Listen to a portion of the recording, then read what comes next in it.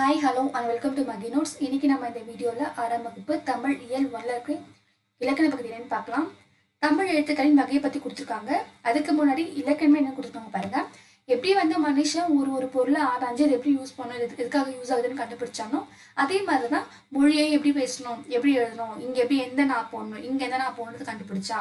So அப்படிப்பட்ட வரையறை தான் இலக்கணம்னு சொல்கிறாங்க அப்படின்னு சொல்கிறாங்க. ஸோ இலக்கணம் என்னென்ன அப்படின்னா எப்படி ஒரு மொழியை பேசணும், எப்படி எழுதணும் அப்படின்னு அதுக்கான வரையறை இலக்கணம்னு சொல்றாங்க.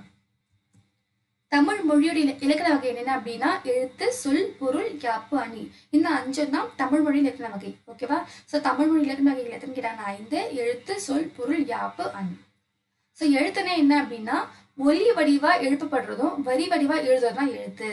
ஸோ எழுத்து டெஃபினேஷன் கேட்டாங்க அப்படின்னா ஒலி வடிவா எழுப்பப்படுறதும் வரி வடிவா எழுதப்படுறதும் தான் எழுத்து அப்படின்னு சொல்றாங்க. இதெல்லாம் உயிரெழுத்து அப்படின்னா ஆல இருந்து அவ்வரைக்கும் இருக்கிற 18 எழுத்துக்கள் தான் உயிரெழுத்துக்கள். ஆல இருந்து அவ்வரைக்கும் இருக்கிற 18 எழுத்துக்கள் உயிரெழுத்துக்கள். இந்த உயிரெழுத்துக்கள் எப்போ பிறக்கும் அப்படின்னா இயல்பா காட்சி வெளிப்படும் போது பிறக்கிற எழுத்துக்கள் தான் உயிரெழுத்துக்கள். இப்ப வாயை திறக்கிறது, உடலை குவிச்சு பேசுறது, உடலை விரிக்கிறது, அந்த மாதிரி எளிய செயல்பாடுகளால் தோன்றதான் இந்த உயிரெழுத்துக்கள். ஆல இருந்து அவ்வரைக்கும் இருக்கிற 18 எழுத்துக்கள் தான் உயிரெழுத்துக்கள். இது எப்போ தோன்றும் அப்படின்னா இயல்பா காட்சி வெளிப்படும் போது பிறக்கு. இதுல எதெல்லாம் குறுகிய ஒலிக்கும், எதெல்லாம் நீண்ட ஒலிக்கும் பாருங்க. அ, இ, உ, ஏ, ஓ இந்த 5 குறுகிய ஒலிக்கும். இதை உச்சரிக்கும் போது ரொம்ப நேரம் எடுத்துக்காது. இதை பார்த்தீங்கன்னா ஆ, இ, உ, ஏ, ஐ, ஓ, ஔ இந்த 7 எழுத்துக்களும் ஒலிக்கும் போது நீண்ட ஒலிக்குது, டைம் எடுத்துக்கும். ஓகேங்களா? ஸோ இந்த டைமிங்கை பொறுத்து தான் இதை குறில் சொல்றாங்க. இப்ப இந்த 5 எழுத்துக்கள் குறிக்கொலிக்கிறதுனால ஆ, இ, உ, ஏ, ஓ இந்த 5 எழுத்துக்களும் குறிக்கொலிக்கிறதுனால இது குறில் எழுத்துக்கள். இந்த ஆ, இ, உ, ஏ, ஐ, ஓ, ஔ இந்த 7 எழுத்துக்களும் நீண்ட ஒலிக்கிறதுனால இடையில எழுத்துக்கள். இந்த ஐயும் அவ்வும் பார்த்தீங்கன்னா குறில் மாதிரி தான் தெரியும். பட் இது உச்சரிக்கும் போது டைம் எடுக்கலாம். இது நெடில் எழுத்துக்கள் தான். ஓகேவா? ஸோ ஒரு எழுத்தையும் உச்சரிக்கும் போது ஒரு கால அளவு இருக்கும். அந்த கால அளவை பொறுத்து தான் குறில் நெடில் அப்படின்னு பிரிக்கிறாங்க. ஸோ அதுக்கு கீழே மாத்திரை என்னன்னு பார்க்கலாம். மாத்திரை அப்படின்னா கால அளவு. இப்போ ஒரு எழுத்தை நம்ம உச்சரிக்கிறோம் அப்படின்னா அந்த எடுக்கிற கால அளவு பொறுத்து தான் அதுக்கு குறிலா நெடிலான்னு சொல்லுவாங்க. ஓகேவா? ஸோ ஒரு மாத்திரை அப்படின்னா ஒரு முறை கண் நிமைக்கவோ ஒரு முறை கை நொடிக்கவோ ஆகும் கால அளவு தான் மாத்திரை. ஓகேவா?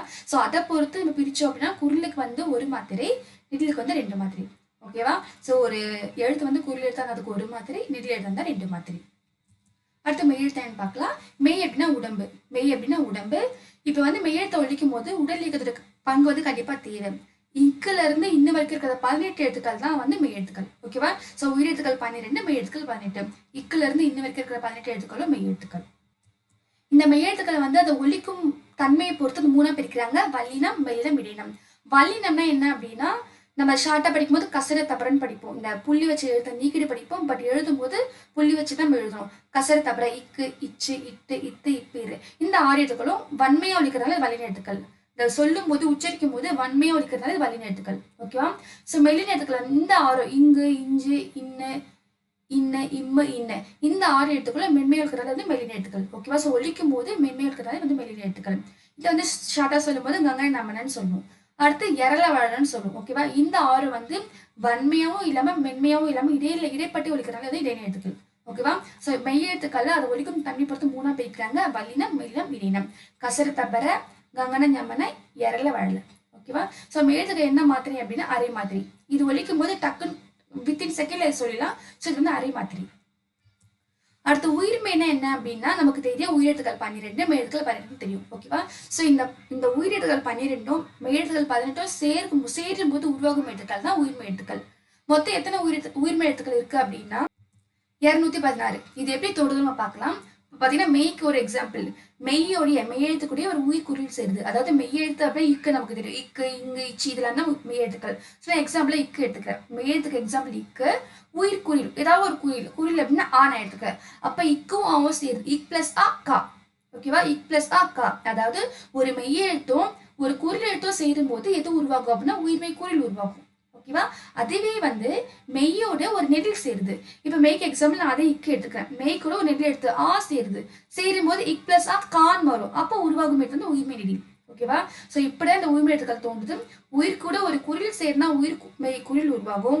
உயிர் கூட ஒரு நெடில் சேர்னா உயிர்மெய் நெடில் உருவாகும். ஓகேவா? ஸோ இப்படிதான் உயிர்மெய் எழுத்துக்கள் உருவாகுது.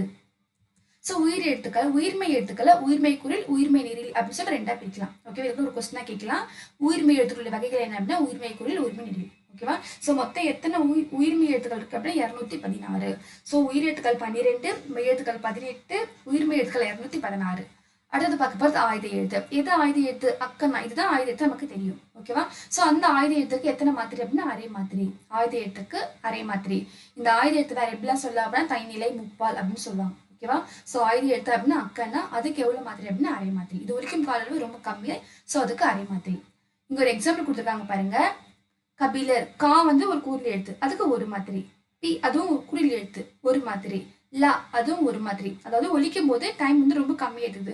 ஸோ இதுக்கு வந்து இது வந்து குறில் எழுத்து, இதுக்கு வந்து மாத்திரை வந்து ஒரு மாத்திரை தான். அடுத்து இரு வந்து ஒரு மெய் எழுத்து, புள்ளி வச்ச எழுத்துக்கு வந்து அரை மாத்திரை தான். ஸோ ஆட் பண்ண டோட்டலாக 3.5 மாத்திரை. ஓகேவா? ஸோ இது கூட எக்ஸாம்ல கேட்கலாம். ஸோ தெளிவாக பார்த்து வச்சுக்கோங்க. ஸோ இந்த டாபிக் இவ்வளோதான். மெயினாக தெரிஞ்சுக்க வேண்டியது தமிழ் மொழி இலக்கண வகைகள் 5. அடுத்து உயிரெழுத்துக்கள் 12 நமக்கு தெரியும். அது எப்போ உருவாகும் அப்படின்னா காட்டு வெளிப்படும் போது உருவாகும். இதெல்லாம் குறியில அ இ உ ஏ ஓ இந்த 5 வந்து குறில். ஏன்னா இது குறுகி ஒலிக்குது. இதுக்கான மாத்திரை வந்து 1 தான். நெடில் எழுத்துக்கள் வந்து ஆ இ உ ஏ ஐ ஓ ஔ இந்த 7 வந்து நெடில் எழுத்துக்கள். இது ஒலிக்கும் போது டைம் அதிகமாக எடுத்துக்குது. ஸோ இதுக்கு வந்து 2 மாத்திரை. மாத்திரை அப்படின்னா கால அளவு. அடுத்து மெய் அப்படின்னா உடம்பு. அதை வந்து 3ஆ பிரிக்கிறாங்க. வல்லம் இளம் இடையினம் அப்படின்னு சொல்லிட்டு. இதுக்கான மாத்திரை வந்து அரை மாத்திரை தான். அடுத்து உயிர்மை. உயிர்மை எப்போ தோன்றும் அப்படின்னா மெய்யெழுத்துக்களும் உயிரெழுத்துக்களும் சேரும் போது உயிர்மை எழுத்துக்கள் தோன்றும். மெய்யோட உயிர்குறில் சேர்ந்தா உயிர்மை குறில், மெய்யோடைய உயிர் நெடில் சேர்ந்தா உயிர்மை நெடில். ஓகேவா? ஸோ 2ஆ பிரிக்கலாம் உயிர்மையை. அடுத்த ஆயுத எழுத்து அப்படின்னா அதுக்கு வந்து அரை மாத்திரை தான். ஒரே ஒரு ஆயுத எழுத்து தான், அது வந்து அக்கனா. ஓகேவா? ஸோ எக்ஸாம்பிளும் பார்த்தாச்சு. ஸோ இதில் இந்த டாபிக் முடியுது. அடுத்தடுத்த வீடியோவில் அடுத்த இலக்கண பகுதி பார்க்கலாம். Please support our channel. இதுக்கப்புறம் டிஎன்பிஎஸ்சி குரூப் 4 எக்ஸாம் இல்லை குரூப் 2 எக்ஸாம் வரதான் போகுது.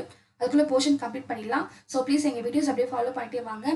நீங்கள் தர ஒரு ஆதரவு தான் எங்களை வீடியோஸ் மென்மேல போட உற்சாகப்படுத்தும். Please support our channel. Thanks for வாட்சிங்.